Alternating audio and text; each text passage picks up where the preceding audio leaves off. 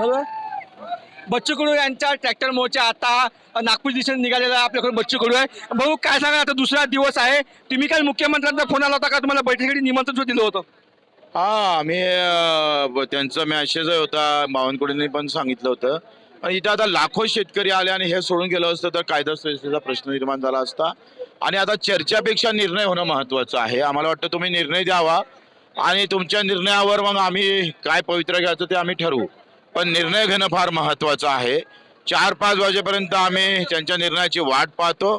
नाही झालं तर आम्ही रामगिरीला त्यांच्या घरी जेवण करायला जाऊ. आज आता काही वेळानंतर सह्याद्रीवर सुद्धा बैठक बोलावलेली आहे.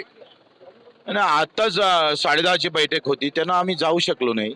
जाऊ शकत नाही, जाण्यात काही अर्थ पण नव्हता. सरकारकडून काही शिष्टमंडळ येणार आहे बोलणी करण्यासाठी. ते काय माहिती, त्यांना विचारलं पाहिजे तुम्ही. आपल्यासोबत अजित नवले सुद्धा आहे. असं तुम्ही सुद्धा या मोर्चामध्ये सहभागी झाला. काय नेमकं किती लोक तुमच्यासोबत आले? प्रहार जनशक्तीचे मोठ्या प्रमाणात लोक आले, तसे किसान सभेचे सुद्धा महाराष्ट्रभरातून शेतकरी येत आहेत. राजू शेट्टीजी असतील, रविकांत तुपकर असतील, बाकी वेगवेगळे शेतकरी नेते आहेत, त्यांनी सुद्धा या मोर्चाला पाठिंबा दिलेला आहे. त्यामुळे हा मोर्चा एका जातीचा किंवा एका राजकीय पक्षाचा न राहता तो सर्व शेतकऱ्यांचा मोर्चा बनावा अशी आमची इच्छा आहे. जातीच्या आणि राजकारणाच्या पलीकडे जात शेतकऱ्यांची एकजूट निर्माण करण्यामध्ये नक्कीच याच्यामुळे मदत होईल. कर्जमाफीच्या दिशेने आणि हमी भावाच्या दिशेने आम्ही सगळे कूच करणार आहोत. एकंदरीत बघितलं तर आज 4 वाजेपर्यंत निर्णय झाला नाही तर थेट आम्ही मुख्यमंत्र्यांच्या रामगिरी बंगल्यावर जाऊ असा थेट इशारा जो आहे बच्चू कडू यांनी सरकार दिला आहे.